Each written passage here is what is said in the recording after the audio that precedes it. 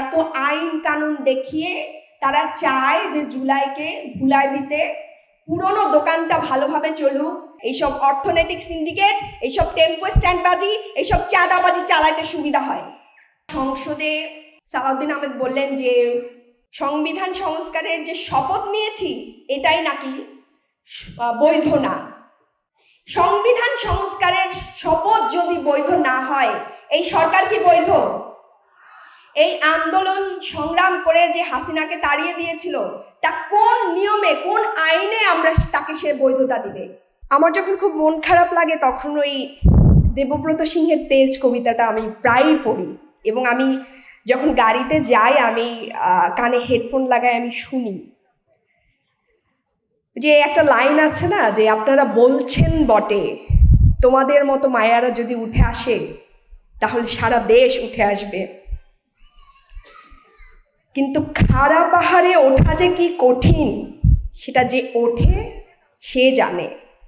খাড়া পাহাড়ে উঠতে বহুত দম লাগে, তেজ লাগে। তো এইখানে যে মেয়েরা ছিল, এখানে অনেক আপুরাই চলে গেছে, কারণ হচ্ছে তাদের বাস ছিল, অনেকে দূর দূরান্ত থেকে এসছে। মেয়েদের তো আব্দুল আলামিন বলেই গেল যে মেয়েদের এখনো সন্ধ্যাটা আমরা মেয়েদের জন্য সেভ করতে পারি নাই। তো এইখানে যে আপুরা ছিল তারা অবশ্যই আমার বক্তব্য শুনে নিবে। ওরা কিন্তু প্রত্যেকেই সেই দম আর তেজ নিয়েই এই পর্যন্ত এসছে, এবং অনেকের মনে একটা দুঃখ আছে যে আমি ওই পর্যন্ত কেন নাই। এবং আমি বিশ্বাস করি তাদের ভেতরে যে দম আছে, তারা সেই সংসদের চেয়ারগুলো যে এরকম ব্লু কালারের, সেই দম নিয়ে তারা আমার পাশে সংসদে থাকবে ইনশাল্লাহ। এবং এই দম আমার বোনদের মধ্যে আছে, অবশ্যই আছে।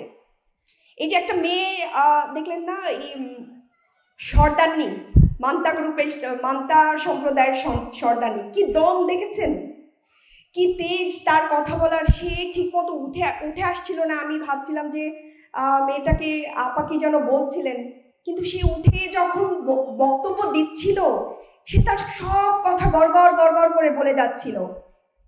কেন বলতে পারছিল জানেন? এখানে সে আরো 10টা 5টা মেয়েদের দেখেছে, আরো হাজার হাজার মেয়েদের দেখেছে, এবং দেখে তার মধ্যে ওই তেজটা জ্বলে উঠেছে।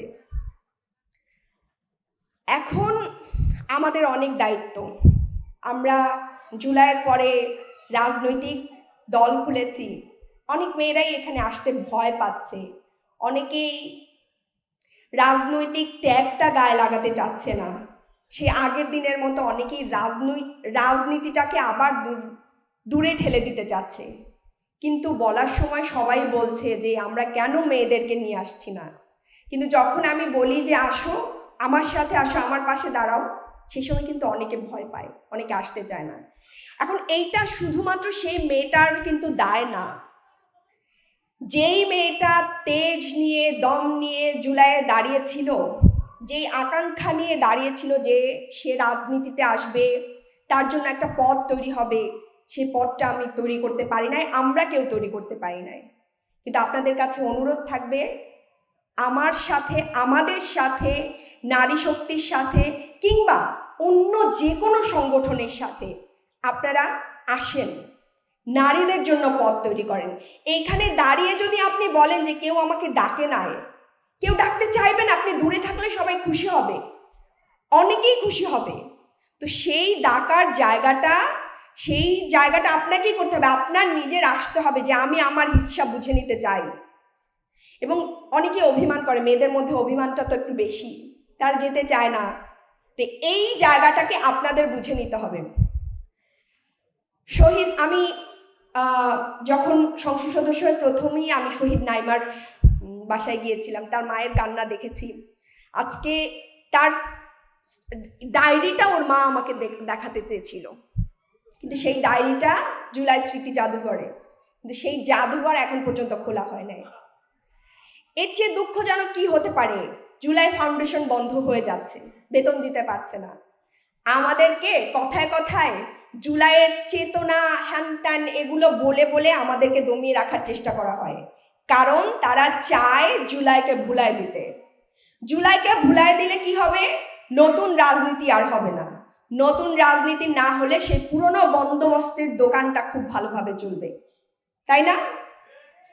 তাহলে আপনারা এই যে মান অভিমান, আমাকে কেন ডাকে নাই, আমি ছিলাম, আমাকে কেন, অনেক বোনেরা ছিল যেই মা মোনাজাতে শুধু, সে কখনো কোথাও নামে নাই, সে কোনো স্ট্যাটাস দেয় না, কিন্তু মোনাজাতে বলছে আল্লাহ ওই স্বৈরাচারের পতন ঘটাও, তার ভূমিকাটাও ছিল। তারা তো হয়তো বলে না যে আমি অমুক জায়গায় গিয়ে বক্তব্য দিতে চাই, কিন্তু সে কিন্তু আপনার কাছে ঠিকই চায় যে আমরা তাকে একটা ভালো রাষ্ট্র উপহার দিব। ওই আপা একটু আগে বলছিলেন, আপা অনেক প্রতিবন্ধকতা, কি করব। অনেকে হয়তো ভাবে যে মিতু আপু মনে হয় এমপি হয়ে গেছে, কত আরামের জীবন। আমি দিন শেষে আমি ভাবি যে হে আল্লাহ, আমি এই পরিবেশের মধ্যে আছি, কত মানুষের দায়, কত মানুষের চিন্তা আমার উপরে, মিতু আপু মনে হয় অনেক কিছু পরিবর্তন করবে, কিন্তু একা মিতু আপু কত দূর হাঁটবে? এই জায়গায় আপনাদের আসতে হবে এবং এই জায়গার দায়িত্ব আপনাদের নিতে হবে, এবং তার জন্য কেউ মনে করবেন না যে কেউ আপনাকে সেই জায়গাটা দিবে। আপনার নিজেকে তৈরি করে নিতে হবে, পরিশ্রম করতে হবে। নাইমার ওই আঙ্কেল আছেন, নাইমা না মেহেরুন্নেসার বাবা আছেন, আঙ্কেল সংবিধানের কথা বলে গেলেন, রাষ্ট্র সংস্কারের কথা বলে গেলেন, অথচ গতকাল সংসদে সালাউদ্দিন আহমেদ বললেন যে আমরা যে সংবিধান সংস্কারের সংবিধান সংস্কারের যে শপথ নিয়েছি এটাই নাকি বৈধ না।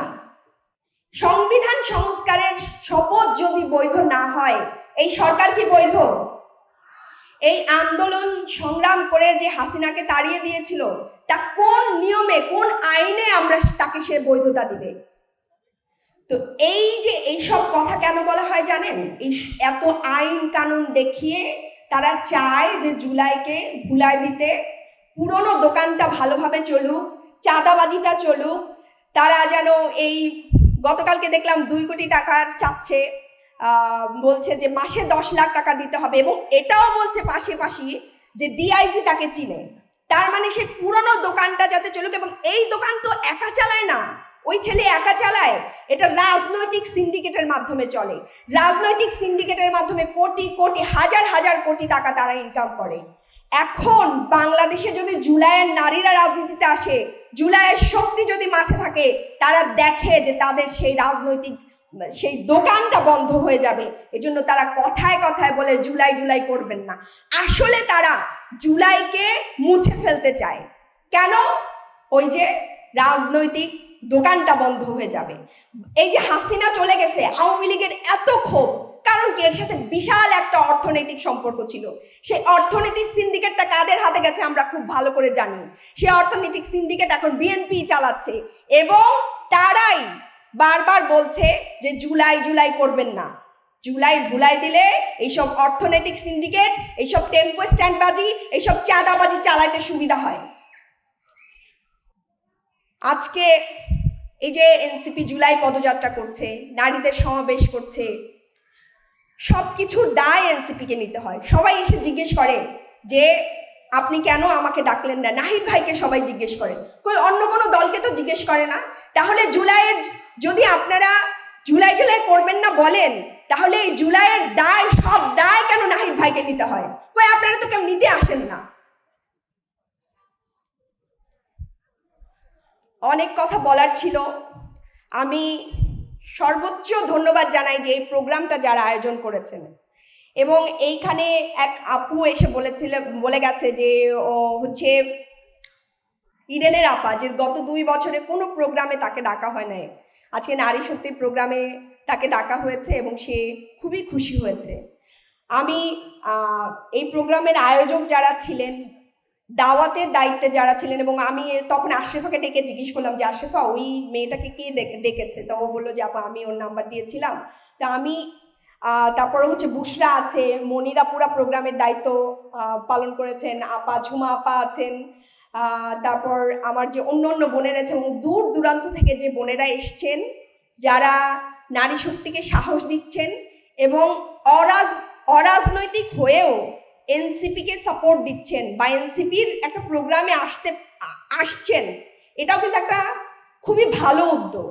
এখানে যে কত মেয়েরা কত কথা বলেছে, এই যে অরাজনৈতিক আপুরা এসেও আমাদের প্রোগ্রামটা দেখেছেন, বুঝেছেন, এটা এটা আসলে এরকমই হওয়া উচিত। এবং আমাদের ওই যে আলামিন ভাই মানসুরার কথা বলে গেলেন, আমি আর মানসুরা দেখা যায় যে পার্লামেন্টে খুব ভালো আলাপ দেয়, এবং আমি যখন বক্তব্য দিয়েছি পার্লামেন্টে যারা বিরোধী দলের আপারা ছিলেন তারা খুব অ্যাপ্রিসিয়েট করেছেন।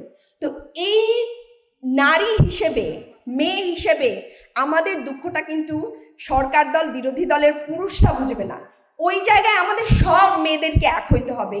তো এই এক হওয়ার জন্য প্রত্যেকটা মেয়েদেরকেই আমি বলবো যে রাজনীতির বাইরে থাকেন, রাজনীতিতে থাকেন, এই নারীদের জন্য, নারীদের অধিকারের জন্য আপনারা যে কোনো আমাদের যে কোনো ভালো কাজকে বা যে কোনো ভালো উদ্যোগকে আপনারা সমর্থন করেন। এর জন্য আপনাকে এনসিপিকেই সমর্থন করতে হবে, নারী শক্তিকেই সমর্থন করতে হবে, বিষয়টা এরকম না।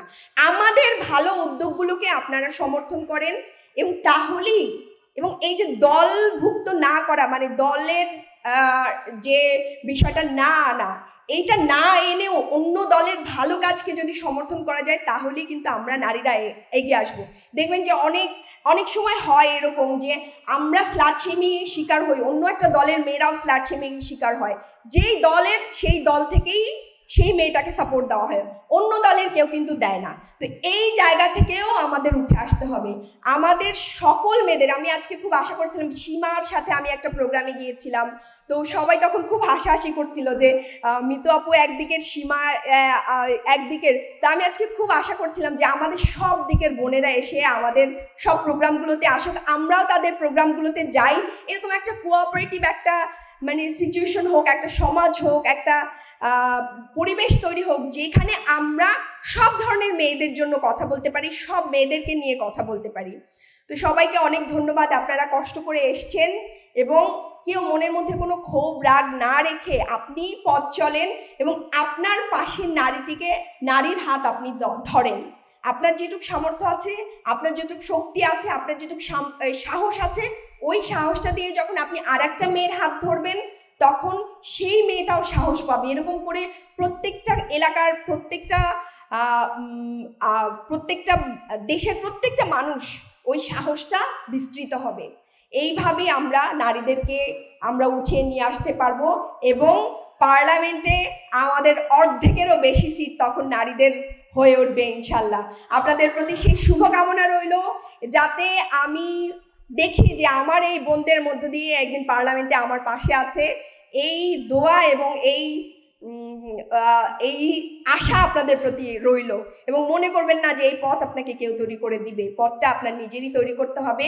তবে সৎ থাকতে হবে নিজের জায়গায়, নিজের নিয়তে সৎ থাকতে হবে, দেখবেন আল্লাহ আপনাদেরকে অনেক হেল্প করবেন। সবাইকে আসসালামু আলাইকুম। আবারও ধন্যবাদ জানাই যে প্রোগ্রামে আয়োজনে ছিলেন, এবং যারা উপস্থাপনা করছেন, যারা ক্যামেরায় ছিলেন, সাংবাদিক ভাইরা যারা ছিলেন, সবাইকে ধন্যবাদ জানাই। বিদা আপা বোধহয় চলে গেছেন, বিদা আপাকেও ধন্যবাদ জানাই যে উনি জুলাইয়ের নারী হিসাবে আমাদের মাঝে আছেন। আসসালামু আলাইকুম।